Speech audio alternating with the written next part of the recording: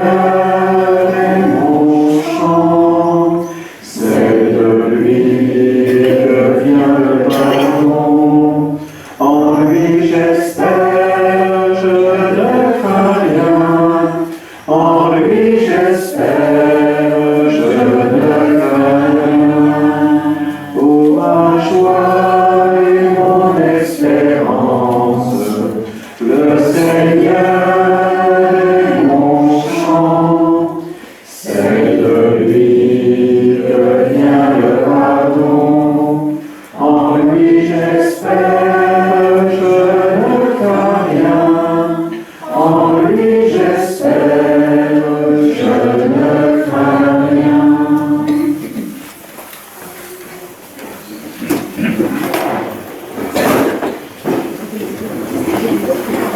Et oui, ce soir, c'est moi. Voilà. Bon. Eh bien, bonsoir. Alors, ce soir, Monsieur le curé m'a demandé de vous parler de quelques points du credo. Alors évidemment, comme le credo c'est un résumé de notre foi, évidemment ça peut susciter pas mal de points d'interrogation. Donc je ne peux pas tous les traiter. Je vais en faire quelques-uns, et puis après, eh bien, vous pourrez poser des questions. Donc nous avons eu, il y a 2 semaines, avec l'abbé Antoine Meunier, une excellente introduction qui donnait le contexte du concile de Nicée. Alors, je rappelle simplement que cette profession de foi qu'est le credo a été composée donc lors du concile de Nicée en 325 et qui a été complétée lors du concile de Constantinople en 381. Alors en 325, c'était surtout, évidemment, son but premier, c'est en réaction à l'hérésie arienne, qui nie la divinité du Christ, quoi qu'il la niait, puisque ça existe toujours sous d'autres formes, l'arianisme, mais voilà. D'où l'insistance, évidemment, de l'affirmation de Jésus-Christ comme fils unique de Dieu. Fils unique de Dieu, né de Dieu, lumière de la lumière, vrai Dieu, né du vrai Dieu, engendré non pas créé, consubstantiel au Père. Une formule qui peut paraître quelque peu redondante, puisqu'on répète plus ou moins la même chose 4 fois de suite, mais qui marque bien la volonté de ne laisser aucun doute sur cette vérité fondamentale de la consubstantialité du Fils qui s'est incarné, réalité nécessaire à notre rédemption dans le plan du salut voulu par Dieu. Alors, si il paraît y avoir un petit peu de redondance dans cette formulation, il reste que les 3 premières formules ne sont pas absolument identiques. Il est Dieu, né de Dieu, souligne que Jésus, évidemment, est pleinement divin, partageant la même essence que Dieu le Père. Je rappelle que Arius disait que le Fils est une créature, alors qu'il avait été créé avant les temps, mais donc qu'il n'était pas éternel, et qu'il était divin, mais par participation, et non pas par nature. Le statut du Fils chez Arius, c'est pas une créature comme vous et moi, hein, c'est quand même une créature très supérieure, hein, créée donc avant les temps, mais dans le temps. Donc voilà une première affirmation. Une deuxième, donc c'est vrai qu'on tourne quand même un petit peu autour du pot, si je peux m'exprimer ainsi. Lumière née de la lumière, donc c'est une métaphore évidemment, qui met en avant la pureté et la vérité divine, tout en affirmant que Jésus est issu de la même source divine que le Père. La lumière émane de la lumière sans être diminuée. C'est une transmission sans perte. Alors je ne sais pas si c'est vrai scientifiquement ou non, hein. Mais en tout cas pour les anciens, la lumière émanait de la lumière sans être diminuée elle-même, donc c'est une transmission sans perte. C'est donc une formule en fait facile à retenir et parlante pour les chrétiens, en tout cas les chrétiens de cette époque. Vrai Dieu né du vrai Dieu, cette répétition insiste sur l'authenticité, si l'on peut dire, et l'unité de la divinité entre le Père et le Fils. Le Fils n'est pas un Dieu inférieur, il n'est pas un intermédiaire.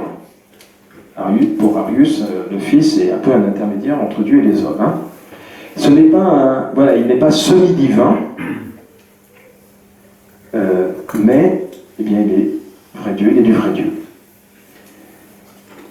Alors, je rappelle également que pour Arius, le Fils est instrument de la création, hein, mais il est lui-même créé. Donc, il a affaire avec la création.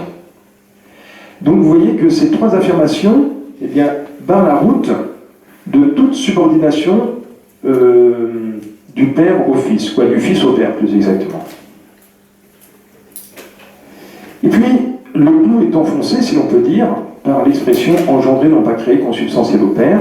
Donc on en avait parlé il y a 2 semaines déjà.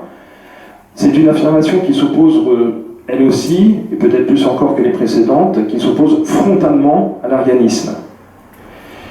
Donc je rappelle que homoousios, c'est semblable en essence, en substance. Alors en fait, les termes, comme nous l'avait dit l'abbé Meunier, ne sont pas parfaitement définis comme ils le sont tout de suite à l'époque.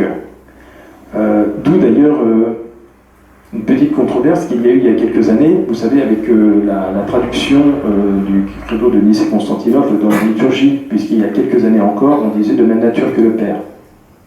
Et maintenant, on a changé, il y a 2-3 ans, ou peut-être 5 ans, je ne me rappelle plus, mais pour dire consubstantiel. Parce que c'est vrai que de même nature que le Père, c'est pas faux, mais c'est pas très précis, parce que nous tous dans la pièce, on est de même nature. Notre nature, c'est la nature humaine. Mais ce qui est sûr, c'est qu'on n'est pas consubstantiel. Voilà. Donc, il y a une différence entre nature et substance, même si elle n'était pas très très claire, pas très bien définie à l'époque. Et donc, les choses les choses ont été mises au point, j'allais dire, et puis ont été remises au point d'une certaine manière il y a quelques années avec cette traduction qui n'était pas défaillante, mais qui n'était pas très précise. Alors, étant donné que le but, justement, des mots était d'être très précis, c'était un petit peu dommage, mais ça a été rectifié. Il faut toujours beaucoup de temps à l'Église pour faire des rectifications de ce genre, pour affiner. Hein. L'Église marche dans le temps. Le temps de l'Église, c'est pas toujours le nôtre. Voilà. Donc, moi, je vous propose de passer, et puis je continue mon petit topo, et puis après, éventuellement, on reviendra dessus, à moins qu'il y ait des questions vraiment précises par rapport à cela, parce que j'aimerais bien avoir... Voilà. Bon, je poursuis pour l'instant. Donc, quelques points fondamentaux du credo. Dans le credo de Nicée-Constantinople, comme dans tous les credos d'ailleurs, nous allons retrouver les vérités essentielles enseignées par le Christ et donc transmises par l'Église. Alors, tout d'abord, les 3 mystères fondamentaux que sont la Sainte Trinité, l'incarnation et la rédemption, évidemment. C'est pas spécifique. D'ailleurs, il ne vous a pas échappé que les credos, d'une manière générale, sont bâtis autour des 3 personnes divines. Alors bon, les 2 plus connus, ce sont les symboles des apôtres et puis le credo de Nicée-Constantinople, parce que c'est ceux que nous avons dans les liturgies. Mais en fait, il y a d'autres credos. Je vous rappelle, je vous dis, en tout cas, si vous ne le savez pas, que le dernier en date, alors qui est beaucoup plus développé, c'est celui, en tout cas, que je connais, de Paul VI, qui a écrit un credo, alors beaucoup plus approfondi, étant donné que l'Église était déjà ballottée pas mal de tous côtés, il a voulu réaffirmer la foi de l'Église, et donc c'est un credo très important qui fait partie du magistère, évidemment. Et donc il y en a d'autres également, mais voilà, les 2 plus connus, puisqu'ils sont utilisés en liturgie, ce sont l'Église et Constantinople, et puis le symbole des apôtres. Donc ils sont bâtis autour des 3 personnes divines, qui est de la Trinité, évidemment, c'est le premier mystère de notre foi. Cela, d'ailleurs, correspond aux 3 questions qui sont posées aux catéchumènes lors de leur baptême, pour professer leur foi. Croyez-vous en Dieu le Père, puis un peu plus loin, croyez-vous en Dieu le Fils, et croyez-vous en Dieu l'Esprit Saint. Alors, je rappelle, un petit rappel, mais qui n'est peut-être pas inutile, c'est que un mystère, ce n'est pas une énigme farfelue, entourée d'ombre et de brume, auquel nous n'avons pas accès. C'est en fait une réalité divine que nous ne pouvons pas comprendre parfaitement par excès de lumière. De même que l'on ne peut pas regarder le soleil en face en plein été parce qu'il dépasse notre acuité visuelle, de même la vérité de Dieu dépasse nos capacités de compréhension. Donc nous pouvons toujours nous approcher du mystère, mais on ne pourra jamais le saisir parfaitement. Même, voilà. Comme on ne peut pas regarder le soleil droit dans les yeux, j'allais dire, donc on peut, avec des lunettes, avec différentes façons, s'approcher un petit peu du soleil, mais comment saisir l'insaisissable? Si je le dis, c'est parce que parfois, alors, voilà, on prend le mot mystère un petit peu comme quelque chose de brumeux,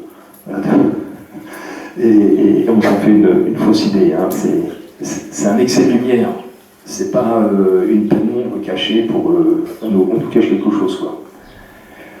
Voilà. Donc, je crois en Dieu, le Père Tout-Puissant, créateur.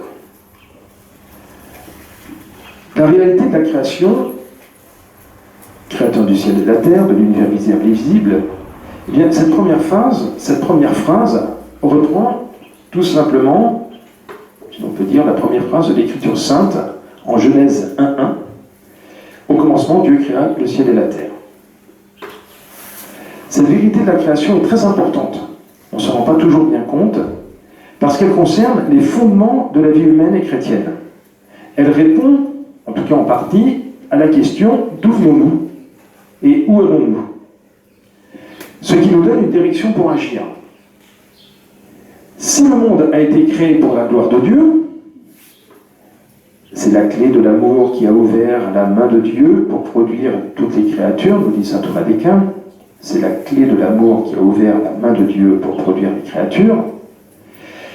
Bien, le monde n'est donc pas le fruit d'une nécessité quelconque ou d'un destin aveugle, mais il est le fruit de la sagesse de Dieu. Il est le fruit de sa sagesse, il est le fruit de son amour. Et ça, je pense que c'est très important à notre époque, parce que c'est une vérité consolante, spécialement pour nous les hommes, parce que nous avons là la première preuve que Dieu nous aime. La première preuve que Dieu m'aime, c'est que j'existe. Si Dieu ne m'aimait pas, je n'existerais pas.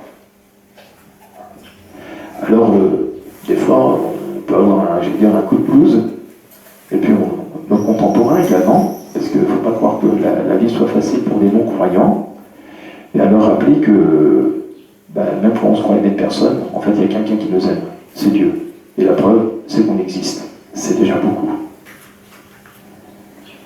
Ça permet d'éviter des grosses bêtises parfois, de se savoir aimer. La création, ce n'est pas simplement une pichenette initiale. Dieu lancerait un processus et s'en désintéresserait. Non. Dieu n'abandonne pas sa créature. Il la maintient, j'allais dire, à chaque instant de l'être. Et il nous donne d'agir. Comme dit la Sainte Écriture, en Sagesse 11, « Tu aimes en effet tout ce qui existe, tu n'as de répulsion envers aucune de tes œuvres. Si tu avais haï quoi que ce soit, tu ne l'aurais pas créé. Comment aurait-il subsisté si tu ne l'avais pas voulu? Comment serait-il resté vivant si tu ne l'avais pas appelé? En fait, tu épargnes tous les êtres parce qu'ils sont à toi, maître, ami de la vie. » Donc, nous avons à reconnaître une certaine dépendance, évidemment, vis-à-vis de notre Créateur. Savoir, évidemment, que cette dépendance, elle est source pour nous, en fait, de liberté, de joie, de confiance, parce que nous sommes dans la main du Créateur. Et que nous ne sommes pas livrés à une sorte de hasard désespérant, qui ne sait pas où il va. Ou que nous ne sommes pas livrés à des forces qui font de nous des marionnettes. Parce que le paradoxe aujourd'hui, c'est qu'on veut, entre guillemets, une liberté absolue, puis qu'on se rend compte que quand on creuse un petit peu, on se trouve complètement déterminé, qu'on n'est plus libre du tout. On est des marionnettes de diverses lois, de choses qui s'imposent à nous. C'est un paradoxe, mais c'est bien réel. Reconnaître cette dépendance, se savoir dans la main du Créateur est source de... Oui, ça je viens de dire. Donc, je crois en un seul Dieu, le Père Tout-Puissant, Créateur du ciel et de la terre, de l'univers visible et invisible, nous invite également à réfléchir sur la providence divine. Car si la création a sa bonté propre, elle n'est pas sortie en prêt-à-porter des mains de Dieu, du Créateur, mais elle a été créée, si on peut dire, en cheminement, vers une perfection à atteindre. Voilà. J'allais dire, le bon Dieu, en bon pédagogue qu'il est, eh bien, il nous a pas créé entre guillemets en prêt-à-porter. Hein. Il veut que l'on développe justement les talents qui sont les nôtres, qu'il nous a donnés. D'ailleurs, il y a des paroles sur les talents, pour qu'on puisse participer, coopérer au maximum à cette création qui nous soumet, et que nous puissions ainsi, j'allais dire, lui ressembler davantage. Parce qu'en collaborant, en ne nous donnant pas une création clé en main, mais en nous demandant d'agir, eh bien, il nous donne cette dignité d'être cause. Et cette dignité d'être cause, elle nous rapproche de Dieu. Parce que si Dieu est la cause, la cause première, hein, absolue, évidemment, puisqu'il est créateur, eh bien, il nous donne de participer à cette dignité. Et le fait de participer à cette dignité d'être cause, c'est plus que d'être simplement.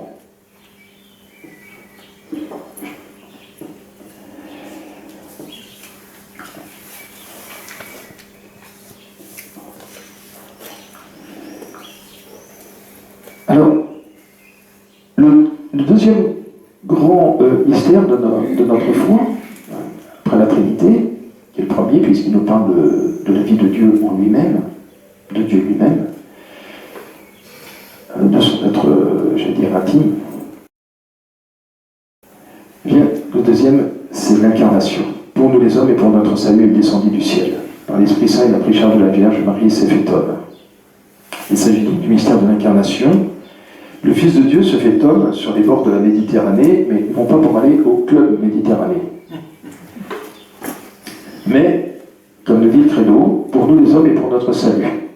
Donc c'est pour nous sauver. Et pour nous sauver de quoi? Bien finalement, pour nous sauver de l'enfer éternel. En nous réconciliant avec Dieu. Comme dit saint Grégoire de Nice, je cite, « Malade, notre nature demandait à être guérie, déchue, à être relevée, morte, à être ressuscitée. Nous avions perdu la possession du bien, il fallait nous la rendre. Enfermés dans les ténèbres, il fallait nous porter la lumière. Captifs, nous attendions un sauveur. Prisonniers, un secours. Esclaves, un libérateur. Ces raisons-là étaient-elles sans importance? Ne méritait-elle pas d'émouvoir Dieu au point de le faire descendre jusqu'à notre nature humaine pour la visiter, puisque l'humanité se trouvait dans un état si misérable et si malheureux? Donc, si le Fils n'était pas Dieu consubstantiel au Père, eh bien, il ne pourrait pas nous sauver. Car la rédemption ne serait pas accomplie, notre rachat n'étant pas réalisé en vérité, en justice. Parce que si Jésus n'est qu'un homme supérieur, un demi-dieu, eh bien, il ne peut pas compenser l'offense objectivement infinie que nous faisons à Dieu en l'offensant. Je dis objectivement, je ne dis pas subjectivement. Vous voyez la différence? Non, pas forcément très bien. Vous voyez, je vais prendre un petit exemple. Je suis un garçon de 7 ans, je suis dans la cour de récréation, je donne un coup de poing à mon copain. C'est pas bien, mais bon voilà, c'est limité quoi. Si je donne ce même coup de poing à ma maîtresse en classe, c'est le même coup de poing. Hein. Mais c'est très mal, parce que c'est ma maîtresse et donc elle est constituée en dignité, et donc vous voyez que l'offense, objectivement, de par son objet, elle est supérieure.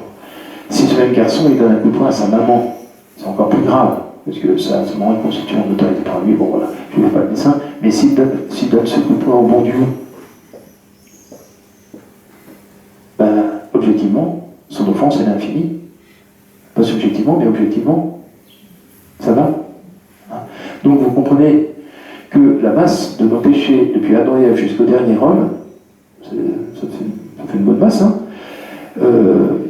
Objectivement, elle n'avait pas besoin d'être aussi grande d'ailleurs, mais c'est une offense infinie, et qu'un simple homme, évidemment, il ne peut pas compenser en justice.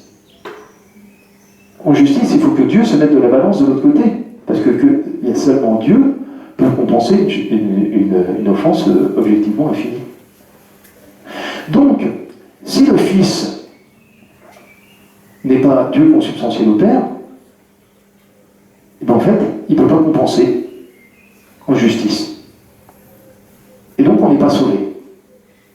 Alors, vous pourriez me dire, oui, mais Dieu aurait pu faire autrement, parce que Dieu est tout-puissant, donc il suffisait qu'il claque les mains, et puis on aurait été sauvé. Oui, c'est vrai, mais c'est pas comme ça qu'il a fait. Parce que ça c'est l'incarnation, ça c'est un donné, ça. C'est l'évangile.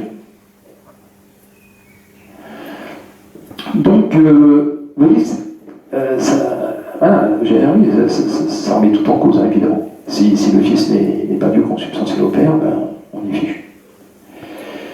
Alors, non seulement le Verbe, le Fils, le Verbe s'est fait chair pour notre salut, comme nous le disons dans le Credo, mais également, évidemment, pour que nous connaissions l'amour de Dieu.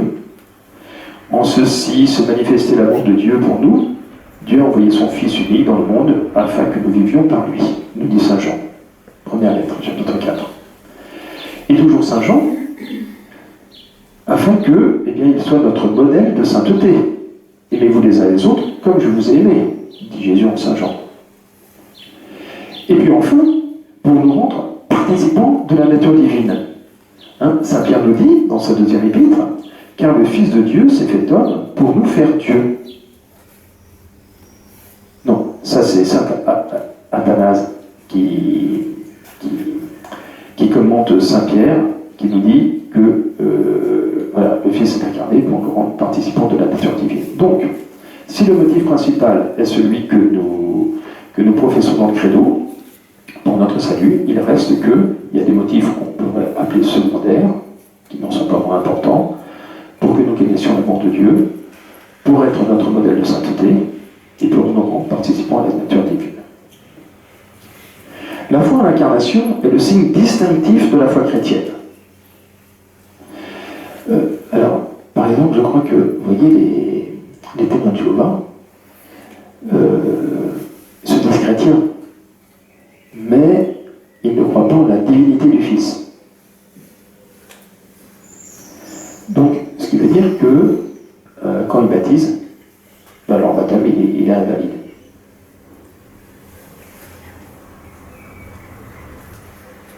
J'ai répété cette parenthèse, mais vous voyez, c'est... Voilà, parce que le signe distinctif de la foi chrétienne, c'est bien l'incarnation du Fils de Dieu. Et du Fils, consubstantiel au Père. Alors, il ne s'agit pas de dire que Jésus-Christ est en partie homme et en partie Dieu. Comme si c'était une sorte de mélange confus, comme si vous voulez, on prenait... excusez-moi la comparaison, mais voilà. Je pense qu'elle va être parlante. Si je prends un bocal de billes rouges et puis un bocal de billes bleues, je mets toutes les billes ensemble dans un même grand bocal, ça va me faire bleu et rouge, quoi. Non, c'est pas tout à fait comme ça que ça marche. Parce que il est 100% homme et 100% Dieu. Il n'est pas moitié-moitié, quoi. Ou je sais pas trop comment. C'est pas un mélange confus, 100% vrai Dieu, 100% vrai homme. D'où l'affirmation de Nice et Constantinople qu'il est consubstantiel au Père, parce qu'il est 100% Dieu. Il n'y a pas, alors attention, il n'y a pas dans le Christ deux personnes. Ça, c'était une conséquence que certains ont tirée après le Concile. Bien, c'est qu'en fait, oui, d'accord, Jésus est Dieu, mais donc il y a une personne humaine et une personne divine. Et bien non, là on retombe dans un autre travers, qui est le nestorianisme, suite au Concile de Nicée. Donc le nestorianisme va être rectifié, si je peux l'exprimer ainsi, un peu plus tard par le Concile, Hein, mais il n'y a pas deux personnes dans le Christ. Il n'y a pas une personne divine, une personne humaine. Il y a une personne divine qui a assumé l'humanité du Christ. Et c'est pour cela, vous voyez peut-être cette conséquence, qui est importante, que la Sainte Vierge Marie est devenue, en toute vérité, la Mère de Dieu. Non pas que le Verbe de Dieu ait tiré d'elle sa nature divine, évidemment, ça n'a pas de sens. Enfin, c'est un sens, mais c'est débile. Mais parce que c'est d'elle qu'il tient son corps, doté d'une âme. C'est pour ça que, vous voyez, je me souviens, une fois, on récitait le chapelet, avec, je crois, des amis, ou je sais pas qui, puis il y avait des musulmans qui passaient à côté, puis évidemment, Sainte Marie, Mère de Dieu. Alors là, il est pauvre, là, c'est les yeux au ciel. Évidemment, si la Sainte Vierge Marie n'est pas membre de la nature divine, c'est pas une déesse, hein, mais elle est en vérité Mère de Dieu, parce qu'elle est la Mère du Christ, et qu'il n'y a qu'une personne dans le Christ, et que le Christ est Dieu. Voilà, donc on peut lire la vérité. Alors, je vais encore voir deux points. Oui, deux. Et puis après, comme ça, après, il y aura un petit peu de questions, parce que, évidemment, c'est tellement vaste que c'est difficile à la fois de tout aborder, puis je ne sais pas. Il y a exactement ce que vous attendez aussi par rapport à ce credo. Donc, il monta au ciel, il est assis à la droite du Père. Voilà, j'ai choisi quelques points qui me paraissaient plus intéressants, peut-être moins évidents. Donc, en Saint Marc, chapitre 16, verset 19, nous dit, à propos de l'ascension, je cite, « Or, le Seigneur Jésus, après leur avoir parlé, fut enlevé au ciel et s'est assis à la droite de Dieu. » Alors, si le corps du Christ a été glorifié dès l'instant de sa résurrection, comme on le voit lors des diverses apparitions qu'il a eues ses apôtres, Marie-Madeleine, et même jusqu'à 500 personnes à la fois, nous dit saint Paul, il reste que sa gloire reste encore voilée, sous les traits d'une humanité ordinaire. Jésus ressuscité n'éblouit pas, comme à la transfiguration par exemple, les personnes qu'il rencontre. Sans ça, les pèlerins d'Emmaüs s'en seraient rendus compte avant de découvrir la fraction du pain. Donc ça veut dire que malgré son corps glorifié, son corps glorifié, sa gloire est voilée. Sa gloire est voilée sous les traits d'une humanité ordinaire jusqu'à l'ascension. Moment où le Seigneur rentre dans la gloire divine, symbolisée par la nuée, par le ciel. C'est une expression qu'on trouve déjà dans l'Ancien Testament, évidemment. Il y a une différence de manifestation entre la gloire du Christ ressuscité et celle du Christ exalté à la droite du Père. Alors quand on dit qu'il est assis à la droite du Père, c'est une expression d'ailleurs que l'on retrouve, qui est tirée des Écritures saintes. Quand vous lisez Acte 7, vous savez, pour la lapidation d'Étienne, saint Étienne dit, en mourant, quand il est bien blessé et puis qu'il s'affaisse sous les pierres, justement, et il dit « Voici que je contemple les cieux ouverts et le Fils de l'homme debout à la droite de Dieu. » C'est une expression qu'on trouve déjà dans l'Ancien Testament, notamment au psaume 109, psaume 110. « Oracle du Seigneur, mon Seigneur, siège à la droite. » Donc j'ai juste pris deux références, mais vous voyez, dans le Nouveau et dans l'Ancien Testament. Cette expression signifie la possession ferme et constante de la puissance royale et de la gloire infinie du Christ. Comme dit saint Paul aux Éphésiens, Dieu le Père l'a ressuscité d'entre les morts et l'a fait asseoir à sa droite dans les cieux. Il l'a établi l'on puisse nommer, non seulement dans le monde présent, mais aussi dans le monde à venir. Il a tout mis sous ses pieds. Donc ça, c'est Saint Paul, aux Éphésiens. Donc Éphésiens 1, 22. Le Christ règne donc avec Dieu son Père, de par sa divinité, mais également de par son humanité. Parce que, évidemment, Dieu règne par sa divinité, sa double source, s'il est lui, il règne. Mais également par droit de conquête, par son humanité. Parce qu'il a vaincu le diable, il a vaincu le démon, par sa croix. Ô mort, où est ta victoire? Il a fait mourir la mort. Donc il est victorieux, donc il règne. Le Christ ressuscité a accompli l'œuvre du salut.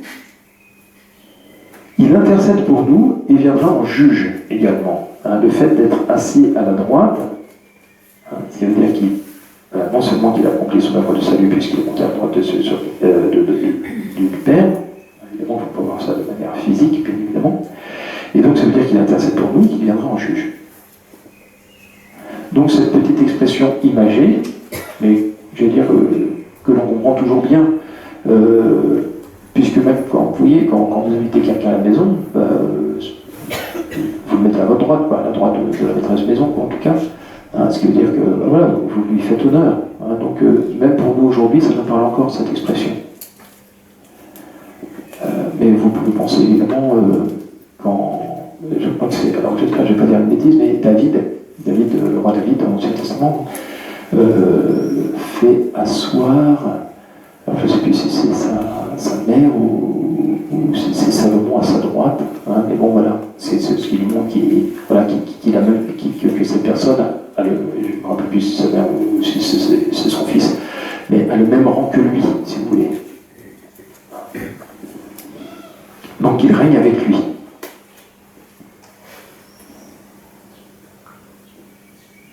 Ça me fait penser, petite parenthèse, mais vous savez, les Capétiens qui faisaient sacrer leur fils au départ du temps de leur vivant, pour que ce soit vraiment eux qui leur succèdent,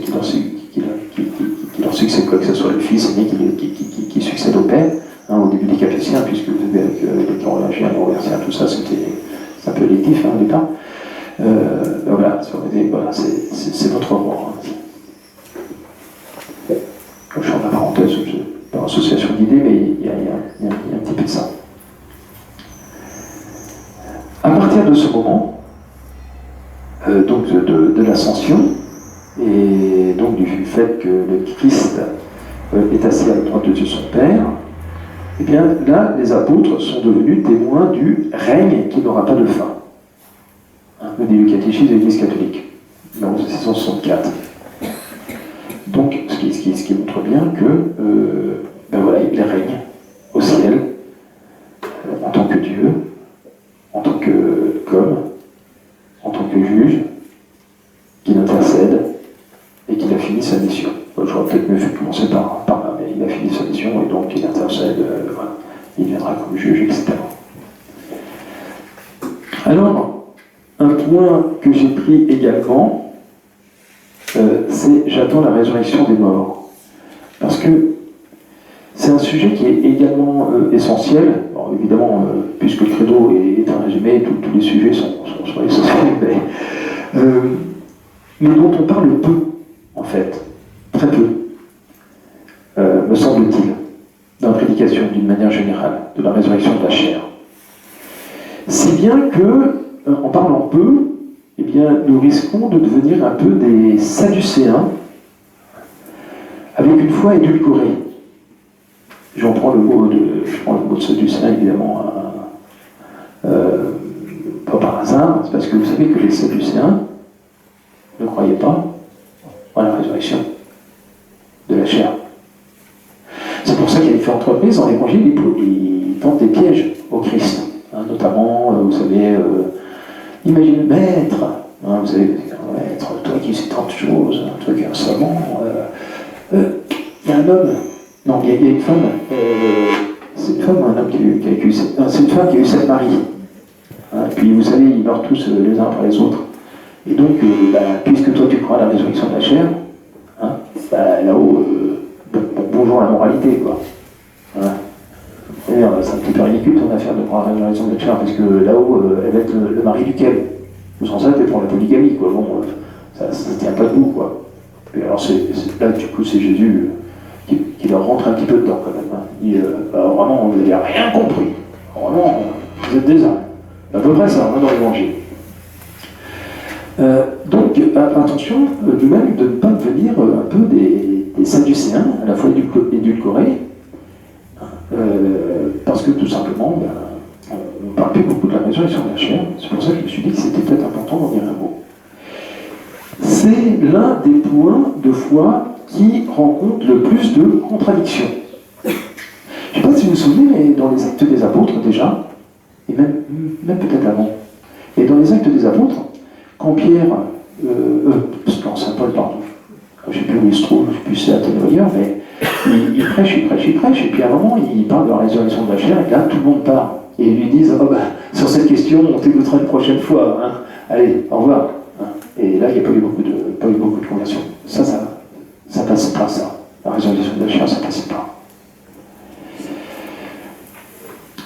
Pourtant, la Sainte Écriture est très nette à ce propos. Il y a une quantité de références, notamment chez Saint Paul, et pas uniquement, commençons par Jésus, hein, mais si l'esprit de celui qui a ressuscité Jésus d'entre les morts habite en vous, celui qui a ressuscité Jésus-Christ d'entre les morts donnera aussi la vie à vos corps mortels par son esprit qui habite en vous. Ne soyez pas étonnés. L'heure vient où tous ceux qui sont dans les tombeaux entendront sa voix. Alors, ceux qui ont fait le bien ressusciteront pour la vie éternelle, ceux qui ont fait le mal pour la damnation. Saint Jean, chapitre 5. Donc croire en la résurrection des morts, comme on vient de le voir avec les Actes des Apôtres au chapitre 17, là, quand Pierre parle et puis qu'on lui dit ils écoutaient jusqu'au moment où on parle de la résurrection de la chair, ils ont dit pauvre Paul, il arrive complètement là. Croire en la résurrection des morts était dès le début un élément essentiel de la foi chrétienne, hein, qui a été mis en cause. Comme disait Tertullien, hein, une conviction des chrétiens, la résurrection des morts, cette croyance nous fait vivre. Donc c'était mis en cause, mais cette croyance nous fait vivre, donc elle est essentielle.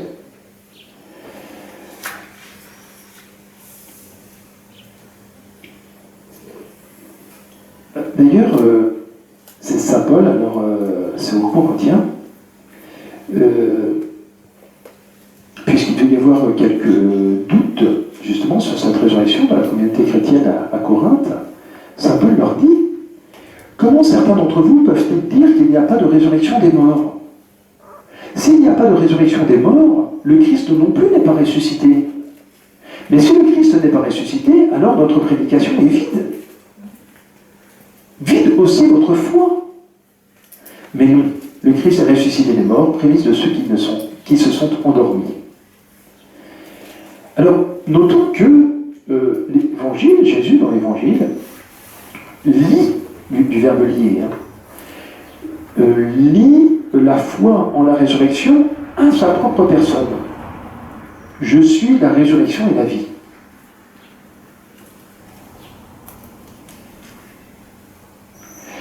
L'âme séparée du corps lors de la mort est en attente d'être réunie à son corps. Il est nécessaire qu'il y ait la résurrection de la chair, même si celle-ci n'est pas naturelle. Mais il y a une nécessité. Comment c'est une nécessité ? Que je sache, mon corps c'est moi, non ? Parce que, il y a par définition, l'homme est un être, entre guillemets, un animal spirituel. Si mon corps c'est pas moi, si c'est un objet avec lequel je peux m'amuser, faire n'importe quoi, À ce moment-là, je deviens dualiste, kata. Alors, vous savez, il y a le Dieu bon qui crée l'âme, puis il y a le Dieu mauvais qui crée la chair, qui crée le corps, qui crée le matériel. Vous savez ce que ça entraînait, hein? Parce que, soit dit en passant, quand l'hérésie cathare a été réprimée, bon, voilà, je dis, c'est parce que ça mettait la société en... parce que cette hérésie, elle attaquait la société. C'était pas simplement une question religieuse.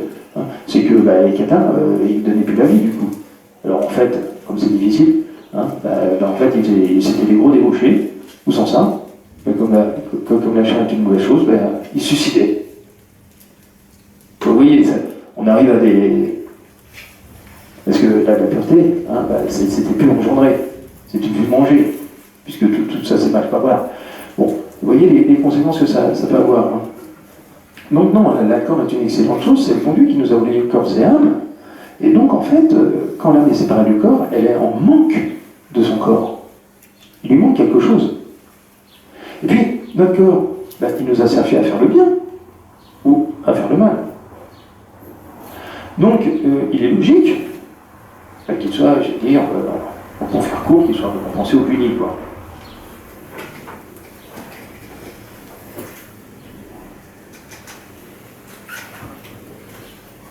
Et il est nécessaire que ça soit notre corps. Parce que sans ça, non, parce que vous savez que certaines philosophies, on va dire, certaines manières de penser disent, oui, l'âme est en manque, mais donc si j'ai fait mal, j'aimerais incarner un chien, quoi. Par exemple. Ou sans ça, si c'est une réincarnation humaine, j'aimerais incarner en bandit. Ouais, oui, mais le problème, c'est qu'à ce moment-là, c'est plus mon corps, que ce soit celui d'un chien ou du voisin, quoi. Donc si c'est pas mon corps, mon âme ne peut pas aller avec. Hein, parce que ce sont deux principes qui marchent l'un dans l'autre. Qui marchent l'un avec l'autre, évidemment. Ce sont deux principes de vie qui donnent une personne, nous. Si c'est plus mon corps, c'est plus moi. Donc vous voyez que c'est... Voilà, je fais qu'effleurer le sujet d'une certaine manière, mais que ça a des conséquences vraiment importantes, parce que quand on sait que ces histoires je vais dire le mot là, de réincarnation, etc., on sait que maintenant ça devient plus ou moins à la mode. En tout cas, il y a des mouvements, des mouvements de pensée qui savent rencontrer des gens qui font la réincarnation. Permet de faire réfléchir maintenant dans l'incarnation. Réfléchissons un peu, ça ne tient pas à route, quoi. Bon, alors, nous en plus on a l'évangile, on a les écritures saintes, mais déjà, ça ne tient pas à route d'une manière raisonnable, naturelle.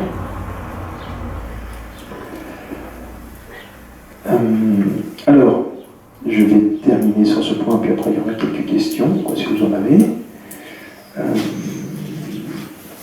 Voilà, la résurrection de la chair, qui sera la nôtre, a pour modèle celle du Christ, évidemment, qui est le premier-né d'entre les morts. Alors, il ne s'agit pas, évidemment, de revenir à une vie terrestre.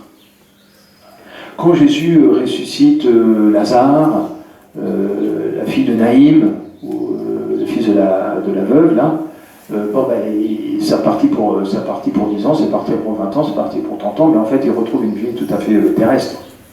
Puis ils vont mourir, quoi. Donc c'est un bonus qui leur est donné. Évidemment, c'est un signe aussi de la résurrection future, mais on n'est pas du tout dans le même domaine.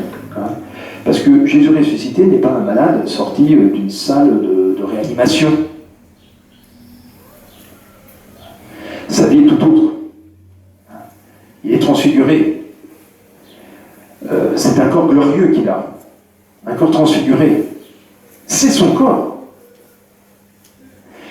Mais ce corps corruptible a revêtu l'incorruptibilité, comme nous dit saint Paul. Alors, habituellement, on compte 4 grandes qualités principales des corps ressuscités. C'est l'impassibilité, qui marche avec l'incorruptibilité, bien sûr, mais sans souffrance, parce qu'on peut être incorruptible, mais souffrir. Ça, c'est ceux qui sont en enfer, qui sont incorruptibles, mais ils souffrent. Donc, bon, ça, bon, c'est ce que décrit à sa manière Saint Jean dans l'Apocalypse. Hein. Ils n'auront plus chaud, plus soif, etc. etc. Il n'y a plus de cancer, il n'y a plus de maladie. Voilà. On peut en parler un peu négativement. Enfin, je veux dire, en parlant par négation, c'est ce que je veux dire. Hein, parce qu'à défaut de définir la chose, on peut dire ce qu'elle n'est pas. Donc, première qualité, l'impassibilité. La deuxième qualité, la clarté. Donc là, on peut penser à la transfiguration. Hein, quand Jésus lève le voile de sa divinité, voilà, un petit peu, parce qu'on peut pas voir Dieu dans sa gloire et rester vivant, bien évidemment. Hein, mais voilà, cette clarté qu'on pourrait retrouver un petit peu d'une certaine manière, toujours un peu voilée, mais quand Sainte Bernadette voit la Sainte Vierge à Massabielle, quand les enfants de Fatima voient la Sainte Vierge, vous voyez ce que je veux dire, c'est un petit peu un voile du ciel qui est soulevé, un petit peu. Hein, et donc, voilà, ça peut nous faire penser à ça de loin, évidemment.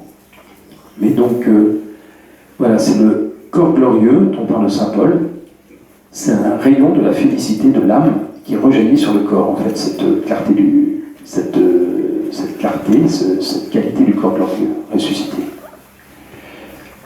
Je vais un peu vite, hein, mais bon. La troisième qualité, c'est l'agilité. Plus de contraintes physiques s'exerçant sur les corps. On voit que Jésus ressuscité se transporte, si l'on peut dire, ici ou là, sans contrainte d'espace et de temps, sans contrainte d'obstacles. Et puis la subtilité, parce que le corps est entièrement soumis à l'empire de l'âme, ce qui n'était plus depuis le péché originel. Bon. Alors, il m'en reste un quart d'heure. Moi, j'ai des petites notes sur le filioque ou des choses comme ça, qui sont peut-être plus en rapport directement avec, je sais pas, avec ce que vous entendez, mais à ce que vous attendez, mais en fait, j'en sais rien. Oui. J'ai deux questions. Attendez, il faut la question sur.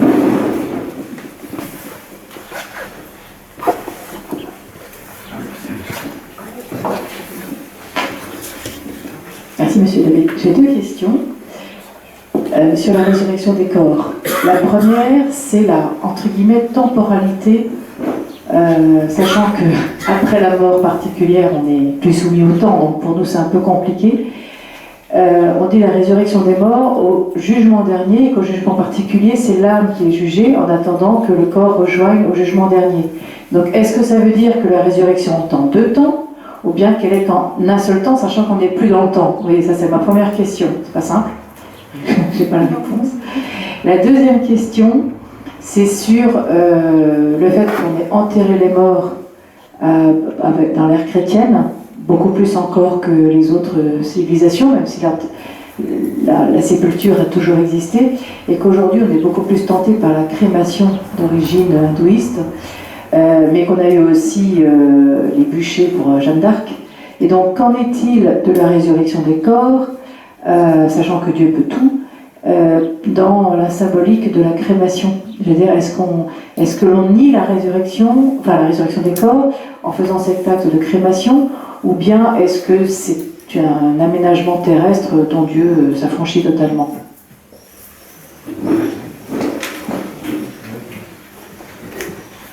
Je vais essayer de répondre. Alors, pas mal par rapport, je vais commencer par la deuxième, la crémation. En fait, il y a encore, je vais dire 100 ans de ça, hein, mais c'est peut-être plus, c'est peut-être moins, je veux dire, mais on ne célébrait pas de sépulture chrétienne pour les personnes qui passaient à la crémation, parce que, effectivement, à l'époque, c'était vu comme une opposition à la résurrection de la chair. En fait, c'est complètement ridicule, hein, mais voilà, c'était vu comme tel, puisque vous croyez à la résurrection de la chair, je vais me faire voler, donc je suis un petit tas de cendre, donc maintenant, il y a Dieu, mon Dieu, qu'est-ce qu'il va faire avec ça, quoi? Le style, bon, ça vole pas haut.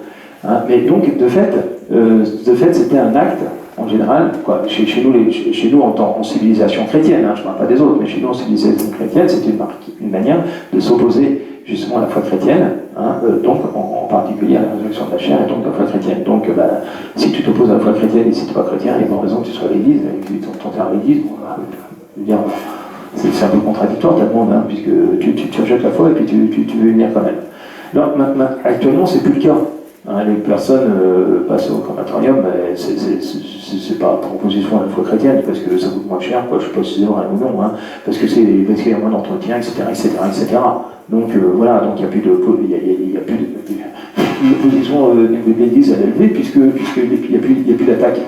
Mais en fait, ça montre quand même, me semble-t-il, il y a une diminution de la foi. Hein, c'est un signe d'une diminution de la foi. Hein. Parce que pourquoi on enterre, pourquoi dans la tradition chrétienne, eh bien, il n'y a pas de crémation, dans la tradition chrétienne, hein, on peut être chrétien, et puis voilà, c'est pas sous confirmatoire, hein, mais maintenant, eh bien, c'est parce que justement le corps est le temple de l'Esprit Saint. Donc les chrétiens ont toujours respecté le corps, parce que le corps c'est nous, il est le temple de l'Esprit Saint, il est justement, il est promis à la résurrection de la chair, et donc là où sont les chrétiens, on a toujours pris soin du corps, c'est pas par hasard, pourquoi il y avait des hôtels-lieux, hein, donc les ancêtres de nos hôpitaux d'aujourd'hui, au Moyen-Âge, en Europe occidentale, et qu'il n'y en avait pas dans les autres civilisations. Ben oui, parce qu'on prend soin du corps, donc on a besoin de médecins. Et donc on ne laisse pas les gens pourrir sur place. Parce que quand vous allez, quand vous allez à l'autre bout de la terre, mon Dieu, si tu es malade, c'est parce que tu as un mauvais karma. Hein, et donc, tant pis pour toi, il n'y a rien à faire, tu n'as qu'à faire mieux, puis le prochain coup. Hein. Donc voilà.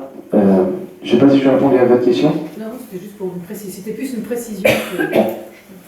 Alors, pour la première, la temporalité, alors il y a effectivement deux moments, si l'on peut dire, mais c'est vrai que la notion de temps, ici-bas et dans l'au-delà, elle est différente. Donc, c'est ce qu'on appelle le temps des anges, ou les voum, c'est un mot latin, je ne sais pas si ça se traduit. Alors, je ne vais pas me lancer, parce que je risque de dire des bêtises, parce que ça, c'est dans mes cours, mais si vous voulez, c'est un temps particulier, quoi. Hein, c'est pas le temps comme on le connaît tout de suite, hein, c'est un temps en fonction des actions, un petit peu comme les anges, c'est quand ils interviennent, hein, qui sont dans le temps, si on peut dire.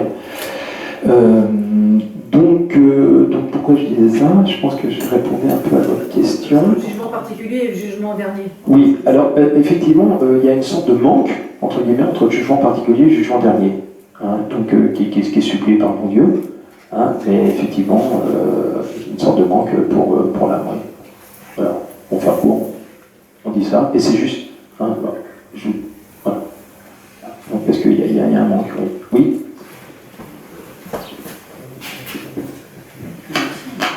On va commencer à distribuer les actes d'espérance pour ceux qui ne le connaissent pas par cœur. Et puis on va répondre à la question, évidemment, maintenant. Et alors moi, je veux bien prendre votre petit topo sur le filioque. Et puis j'ai une autre question aussi sur le nestorianisme. Alors, j'avais lu quelque part que certains analysaient le Nouveau Testament en disant, bah là, c'est plutôt Jésus, homme, qui parle, comme par exemple avec Lazare, ou voilà, est-ce que c'est une analyse complètement sophiste qui n'apporte rien?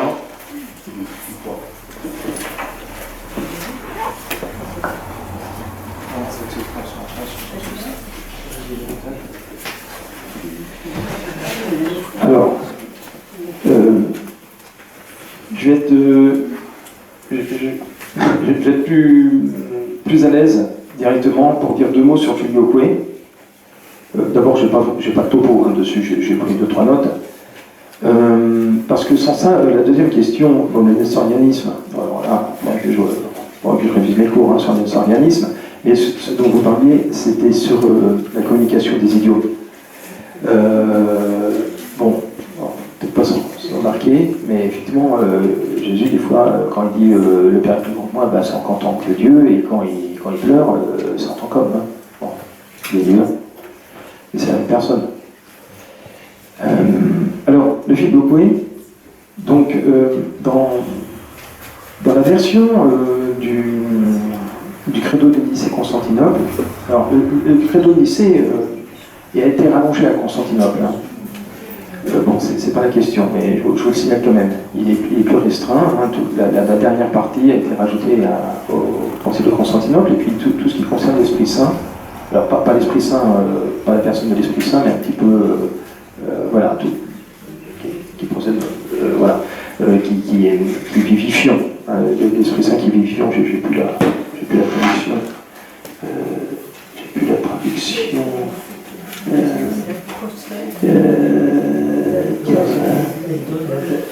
Qui donne la vie, voilà, ça doit être ça. Voilà. Donc ça c'est un rajout de Constantinople. Alors, ce credo de Nicée-Constantinople disait que le Fils procédait du Père. Il n'en disait pas plus. Il ne disait pas qu'il ne procédait pas du Fils. Voilà. La question, c'était la question de Nicée-Constantinople, c'est l'arianisme. Donc la question, c'était le Père et le Fils, essentiellement. Après, cette question du filioque, donc vous savez qu'en latin, hein, quand on met que, Q-U-E à la fin d'un mot, ça veut dire et, hein, et le Fils. Voilà, filioque, alors on met et filio, ou sans ça, filioque, ça veut dire et le Fils. C'est quelque chose qui apparaît au VIe siècle à peu près, hein, le troisième concile de Tolède, je crois, en 589, et qui petit à petit fait son chemin en Occident, qui a été répandu sous l'Empire carolingien, sous Charlemagne, hein, donc ce filioque s'est imposé, et qui a été accepté par l'Église de Rome, par le pape, par le magistère universel, j'allais dire, hein, en 1014. Voilà. À savoir que le Saint-Esprit procède du Père et du Fils. Donc ce n'était pas quelque chose de nouveau, je veux dire par là, hein, parce que voilà, on voit ça presque dès le départ, hein, en tout cas déjà le troisième concile de Tolède l'inscrit dans, voilà, l'inscrit le filioque. Alors, que dire? Oui, alors ça va être une pierre d'achoppement en 1054 avec les orthodoxes, avec le schisme de Michel Cérulaire, qui est le patriarche de Constantinople. À vrai dire, oui, c'est vrai, c'est une pierre d'achoppement parce qu'il va dire, mais d'où vient cette invention là en Occident? C'est pas ça qu'il y a écrit dans le credo de Nicée-Constantinople, donc bon, on n'est pas d'accord. On dit que que l'Esprit Saint procède du Père par le Fils, mais Michel Cérulaire, il ne s'appuie pas que là-dessus, hein, pour séparer l'Église orthodoxe, l'Église orientale de l'Église occidentale, hein, comme nous l'avait dit Meunier la dernière fois. En fait, c'est une longue histoire, un antagonisme, j'allais dire, pas simplement religieux, mais politique, culturel, qu'il y a entre l'Orient et l'Occident. Et donc, en fait, il veut... Je dis pas que les Occidentaux ont toujours bien réagi, hein, parce que le cardinal Humbert, je crois que c'est son nom, il n'a pas fait fort, hein, quand il a été à Constantinople, et puis qu'il a posé sur l'autel de Sainte-Sophie une bulle d'excommunication. Il aurait peut-être pu mieux s'y prendre, hein, que de faire ça d'une manière un peu solennelle, hein, et puis d'excommunier le numéro 2 de l'Église, j'allais dire d'une certaine manière, puisqu'il était quand même patriarche de Constantinople. Donc, étant son probablement un peu partagé, mais Michel Cérulaire, il va être pape, comment on dit, vizir à la place du vizir, hein, il va être pape, le pape chez lui, et il va mettre en avant aussi bien d'autres motifs, bien d'autres griefs, qui sont en fait d'importance complètement secondaire, hein, du style parasime, du style Alléluia, chanter dans la liturgie, si vous êtes en carême ou pas en carême. Je veux dire, bon, ça peut nous faire réfléchir aussi sur notre situation actuelle. Hein. Voilà, ne nous battons pas sur des choses vraiment secondaires et battons-nous pour le Christ, quoi. Je ne sais pas si j'ai vraiment répondu à votre question sur la vidéo, quoi. À moitié. Bon, bah, on fera la deuxième moitié plus tard. Voilà, on va terminer, puisqu'on avait dit que c'était 20h, 21h.